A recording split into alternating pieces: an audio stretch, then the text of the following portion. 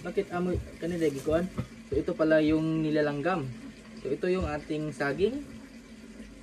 Yan, tingnan nyo guys, dito pa sa ilalim oh. Kardabang saging. Dami kasing kahoy dito ba. Ang dami pang gatong dito sa aming bukid.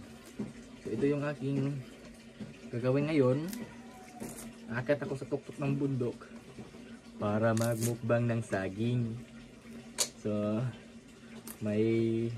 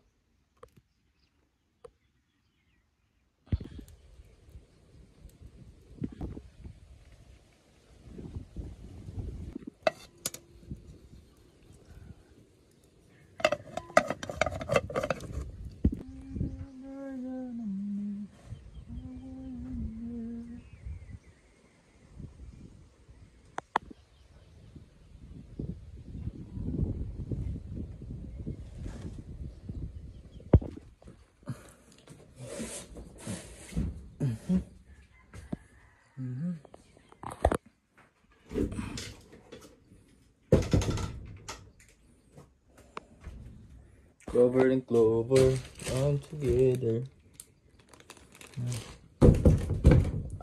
Ito pala. Kaya pala na.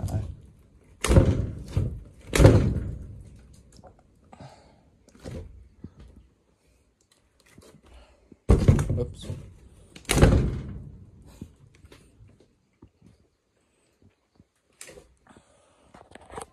And guys, dito ko ngayon sa kubo. Sulit pa rin yung kubo. Maganda kasi yung mga kahoy na ginamit dito. So, kaya okay pa rin yung kubo.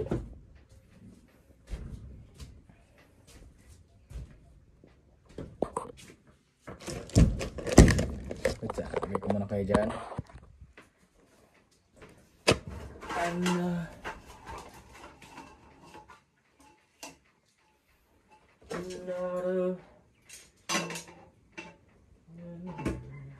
Dara mga estetik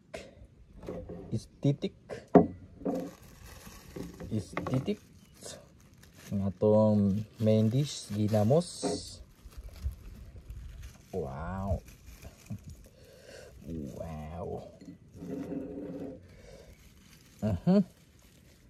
agoy, nakalimutan ko pala ang suka, pero okay lang yan. So guys,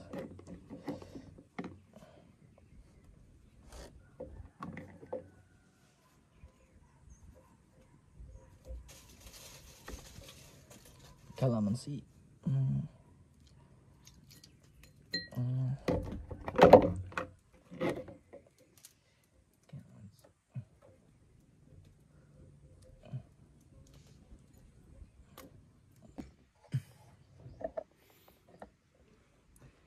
Ito yung ating bagoong.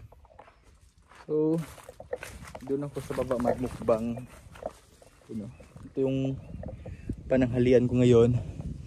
Yan, parang uulan yata. Kasi maganda dito magmukbang ba sa ilalim ng kahoy.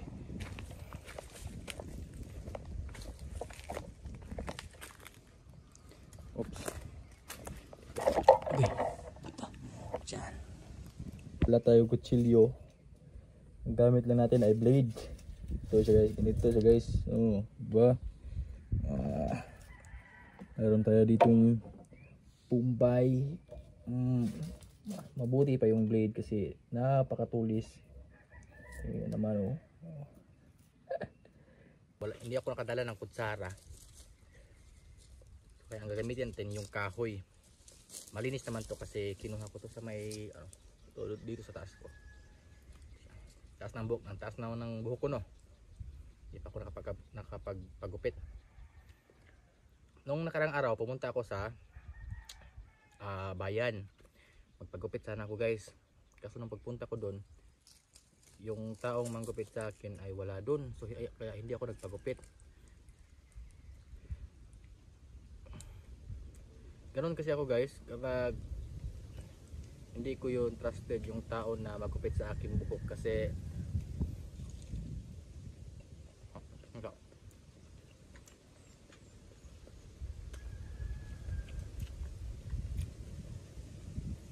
dati kasi nagpagupit ako sa isang doon sa lungsod. Bale yung resulta, ang pangit ng resulta guys.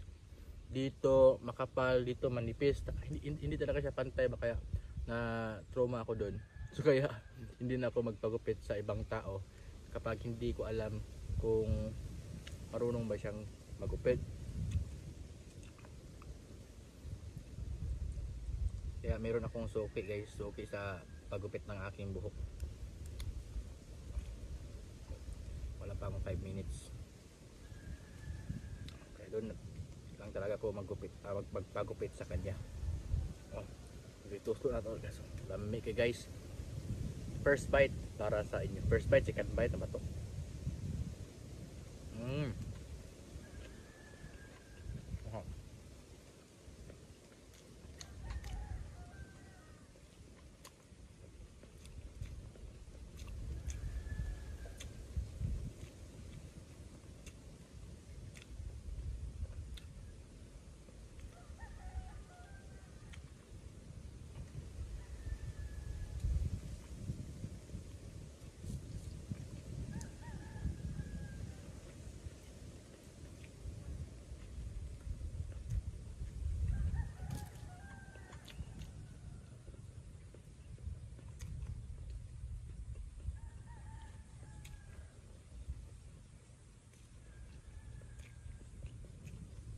Mahangin ngayon dito sa taktakang bundok.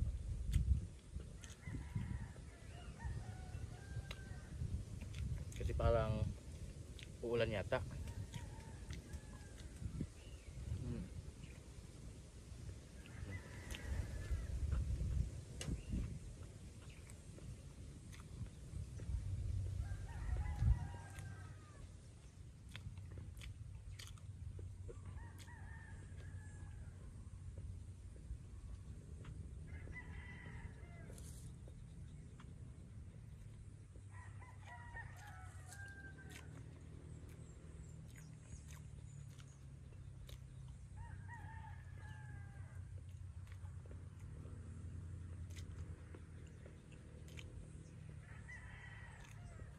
Lagyan natin ng luya, red onion, and then bagoong. Para lang to siyang guys, sangyupsal.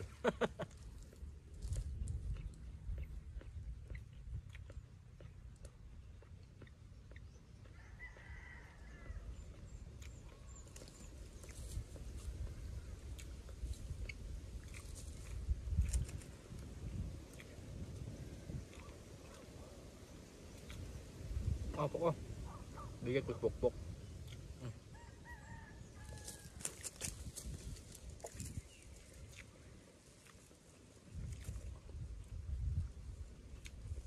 Ang bait kasi ni Pokpok. Palagi talaga lang akong sinasamahan. Kahit saan man ako magpunta. Pupunta ako dun sa may baka. Palaging sumasama si Pokpok.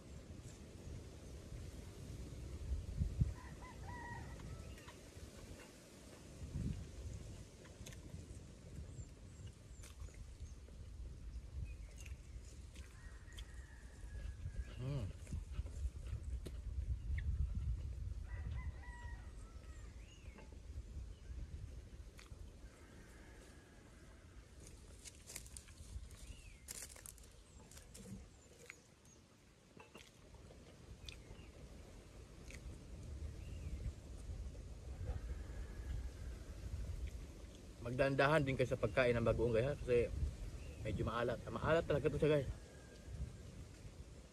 Kaya kapag kumain kayo ng guys ko, magain ko muna.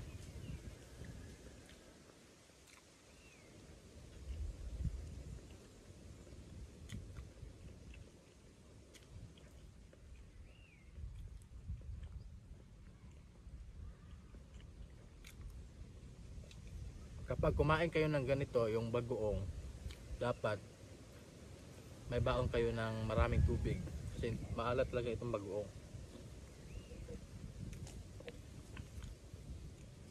Pero ang sarap.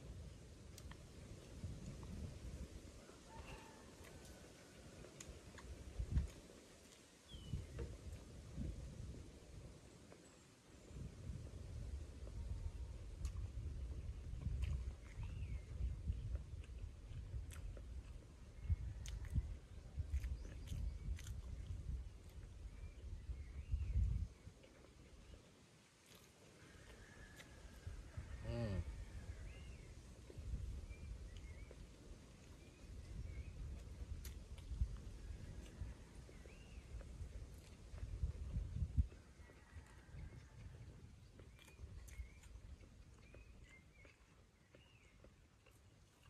Mm.